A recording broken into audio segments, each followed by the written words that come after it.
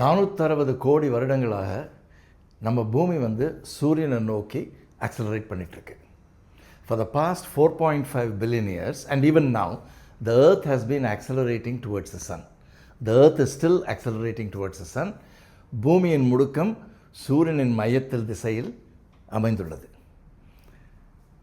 பின்ன பூமியை சூரியனுக்குள்ளே விழலை அப்படின்னு என்னுடைய ஸ்டூடெண்ட்ஸ் வந்து ஒவ்வொரு தரமும் இந்த சென்டென்ஸ் சொன்னப்போ கேட்பாங்க. இந்த கேள்விக்கு பதில் வந்து நியூட்டன் கொடுத்துருக்காரு.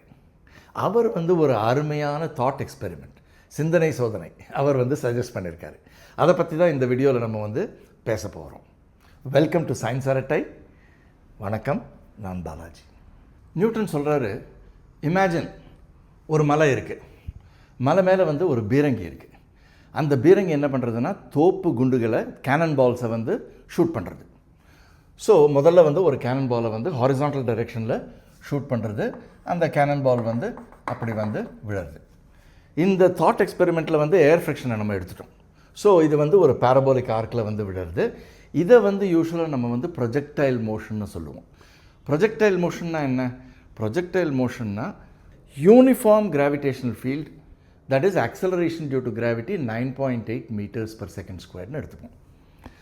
இப்போது 9.8 meters per second squared acceleration, அதுக்கு என்ன மீனிங்னா கீழ் திசையில் ஒவ்வொரு செகண்டும் வெலாசிட்டியை வந்து 9.8 meters per second பூமி வந்து இன்க்ரீஸ் பண்ணுறது. ஸோ ஹாரிசான்டல் டைரெக்ஷனில் போகிற வெலாசிட்டி வெக்டரை பூமி என்ன பண்ணுறதுன்னா ஒரு செகண்டில் வந்து 9.8 meters per second இன்க்ரீஸ் பண்ணுறது கீழ் திசையில். அப்போது புது வெலாசிட்டி இதுவாகிடும். ஸோ இந்த கேனன் பால் வந்து இங்கேருந்து இங்கே வரத்துக்குள்ளேயும் புது வெலாசிட்டி வந்து இதுவாக மாறிடுச்சு. இங்கே வந்த உடனே சடனாக பூமியின் ஆக்சலரேஷன் வந்து சடனாக வராது, கண்டினியூஸாக வந்துட்டுருக்கு. ஸோ எதுக்கும் வந்து இங்கே ஒரு 9.8 meters per second ஆட் பண்ணிட்டேன்னா மறுபடியும் புது வெலாசிட்டி இதுவாக எடுத்து, ஸோ புது வெலாசிட்டி வந்து இது. So since the acceleration is continuous, நான் வந்து இப்போ சடனாக போட்டிருக்கேன், ஆனால் கண்டினியூஸாக இருக்கிறதுனால அது வந்து இப்படி பேரபோலிக் கர்வாக வந்து நிற்கும். இது வந்து ஆக்சலரேஷன் டியூ டு கிராவிட்டி. இப்போ நியூட்டன் என்ன சொல்கிறாருன்னா, இமேஜின் தட் இந்த கேனன் பாலுக்கு வந்து இன்னும் அதிகமான வெலாசிட்டி கொடுக்குறோம். அதிகமான வெலாசிட்டி கொடுத்தோன்னா அது வந்து இங்கே வந்து விடுறது. நியூட்டன் சொல்கிறாரு, கேனன் பாலோட வெலாசிட்டி இன்னும் இன்க்ரீஸ் பண்ணணும், இன்னும் தூரம் போய் விடுறது. இப்போ இந்த கேனன் பாலுக்கு வந்து இன்னும் இன்க்ரீஸ் பண்ணி வெலாசிட்டி கொடுத்துட்டோம்னா அது வந்து லெட்டஸ்ஸே இந்தியாவிலேருந்து வந்து மலேசியா வரைக்கும் போகிற மாதிரி வெலாசிட்டி கொடுத்தோன்னு வச்சுக்கோங்க. ஆனால் மலேசியா கிட்டே போகிறதுக்கு முன்னாடி நம்ம பூமி வந்து ஃப்ளாட்டாக இல்லை, பூமி வந்து வளையும். அப்படி பூமி வளையிறதுனால இது என்ன பண்ணும், இந்த கேனன் பால் மலேசியாவில் போய் ஒருவேளை பூமி ஃப்ளாட்டாக இருந்துச்சுன்னா இங்கே வந்து லேண்ட் ஆகிருக்கும்.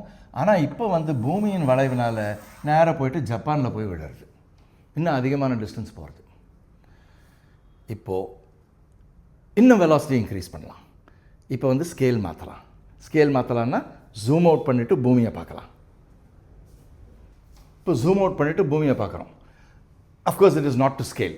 ஸோ இப்போது நம்ம கேனன் பால் வந்து நேராக போயிட்டு எங்கேயோ ஜப்பானில் விழுந்திருக்கு. ஸோ இப்போது நியூட்டன் சொல்கிறாரு, வெலாசிட்டி, இனிஷியல் வெலாசிட்டியை, தட் இஸ் ஸ்பீடை வந்து இன்னும் இன்க்ரீஸ் பண்ணு அப்படின்றாரு. இன்னும் இன்க்ரீஸ் பண்ணான்னா அது வந்து போயிட்டே இருக்குது. ஆனால் பூமி வந்து இங்கே அதை எடுத்துகிட்டே இருக்கு இல்லையா? எந்த திசையில் எடுக்கிறது? Towards the centre of the earth. So இங்கே வந்து towards the centre of the earth, இங்கே இருந்துச்சுன்னா towards the centre of the earth, இங்கே இருந்துச்சுன்னா towards the centre of the earth. அதுதான் கிராவிடேஷனல் ஃபீல்டு. ஸோ இது என்ன பண்ணுறது, போயிட்டு எங்கேயோ ஆஸ்திரேலியாவில் போய் விடுறது. ஆல் த டைம் பார்த்தீங்கன்னா லோக்கல் ஏரியாவில் பார்த்தீங்கன்னா இது வந்து ப்ரொஜெக்டைல் மோஷன் தான்.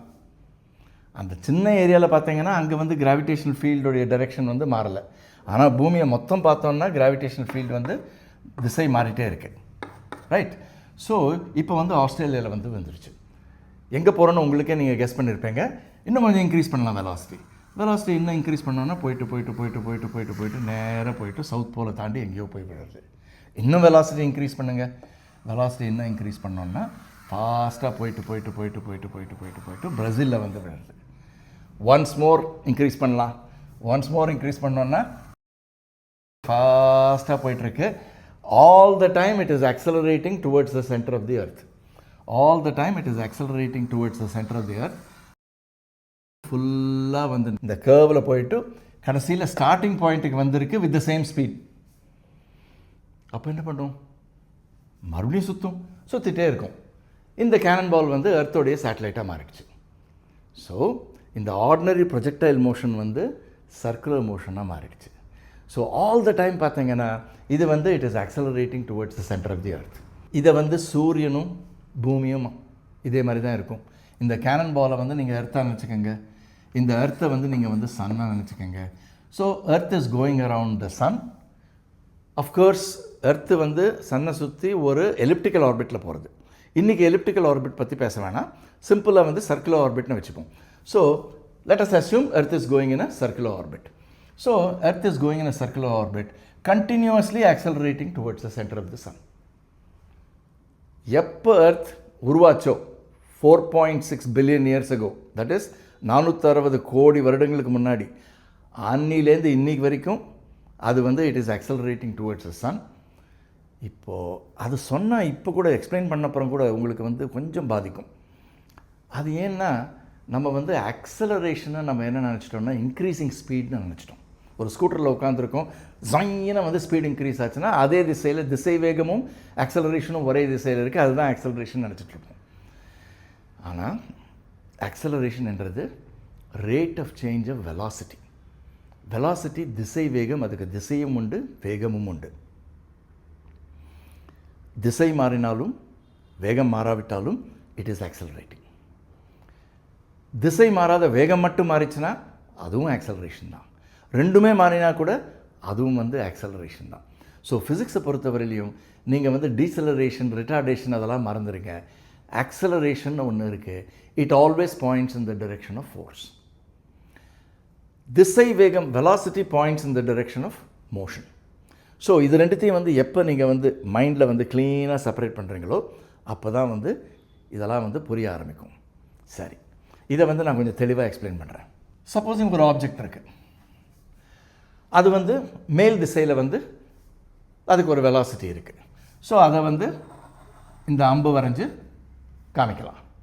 ஸோ இந்த அம்பு வந்து வெலாசிட்டி, அது வந்து வெலாசிட்டி v, அது ஒரு வெக்டர், அதுக்கு திசையும் இருக்குது அளவும் இருக்குது. அது வெக்டர்னு காமிக்கிறதுக்காக இது மேலே வந்து ஒரு குட்டி அம்பை வந்து நம்ம எழுதுவோம், வெலாசிட்டி வந்து வெக்டர்னு காமிக்கிறதுக்கு. இப்போ அந்த திசையில் போயிட்டுருக்கு இல்லையா பார்ட்டிக்கல், இப்போ நான் வந்து ஒரு ஃபோர்ஸ் வந்து எக்ஸர்ட் பண்ண போகிறேன். ஞாபகம் வச்சுக்கோங்க, ஃபோர்ஸும் வெக்டர் தான், அதுக்கும் வந்து திசை உண்டு. ஸோ இப்போ ஃபோர்ஸ் வந்து பிங்க் சாக்கில் போட போகிறேன். ஃபோர்ஸ் வந்து அதே திசையில் இருந்ததுன்னா என்ன ஆகும்? ஸ்பீட் இன்க்ரீஸ் ஆகும். வெலாசிட்டியோட திசை மாறாது, ஆனால் அளவு வந்து இன்க்ரீஸ் ஆகிட்டே இருக்கும், ஸ்பீடு இன்க்ரீஸ் ஆகும். ரிமெம்பர், வெலாசிட்டியோட அளவு வந்து ஸ்பீடு. ஸோ அது வந்து இன்க்ரீஸ் ஆகிட்டே இருக்குது. On the other hand, supposing இந்த ஃபோர்ஸை நான் வந்து ஆப்போசிட் டைரெக்ஷனில், வெலாசிட்டிக்கு ஆப்போசிட் டைரெக்ஷனில் எக்ஸர்ட் பண்ணேன்னு வச்சுக்கோங்க, அப்போ ஸ்பீடு குறையும். சரியா? ஓகே.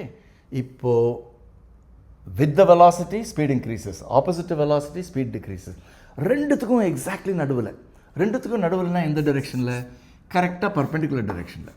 பர்பெண்டிகுலர் டைரெக்ஷனில் ஒரு ஃபோர்ஸ் நான் எக்ஸர்ட் பண்ணேன்னா ஸ்பீடு இன்க்ரீஸும் ஆகாது, டிக்ரீஸும் ஆகாது. ஆனால் அக்கார்டிங் டு நியூட்டன், ஒரு ஃபோர்ஸ் இருந்தால் ஒரு ஆக்சலரேஷன் இருக்கத்தான் செய்யும். ஒரு ஃபோர்ஸ் இருந்தால் ஒரு ஆக்சலரேஷன் இருந்தாகணும். ஃபோர்ஸ் இருக்குது, ஆனால் ஸ்பீடு இன்க்ரீஸ் ஆகலை, டிக்ரீஸ் ஆகலை. பின் ஆக்சலரேஷன் எங்கேருந்து வருது? திசை மாற்றத்துலேருந்து வருது.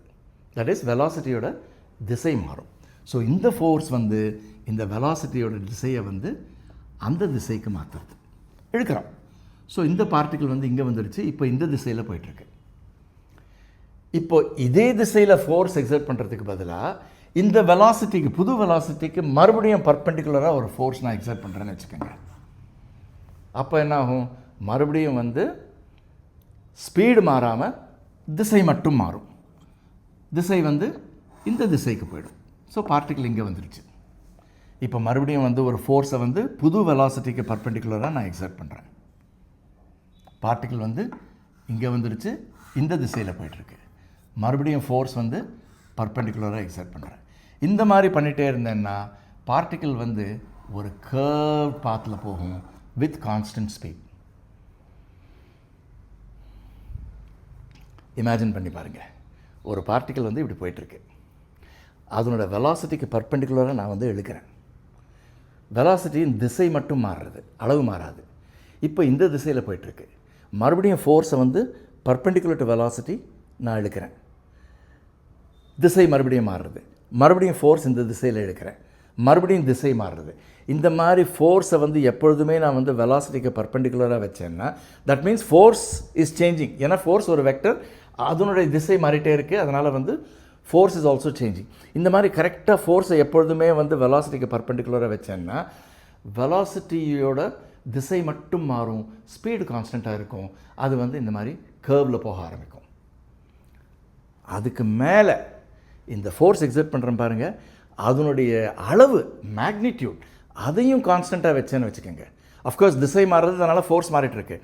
ஆனால் ஃபோர்ஸுடைய மேக்னிடியூட் கான்ஸ்டண்ட்டாக அப்ளை பண்ணேன்னா அது வந்து சர்க்குலர் மோஷன், யூனிஃபார்ம் சர்க்குலர் மோஷனில் போயிடும். அதுதான் நம்ம பூமி வந்து இந்த சேட்டலைட்டை செய்கிறது.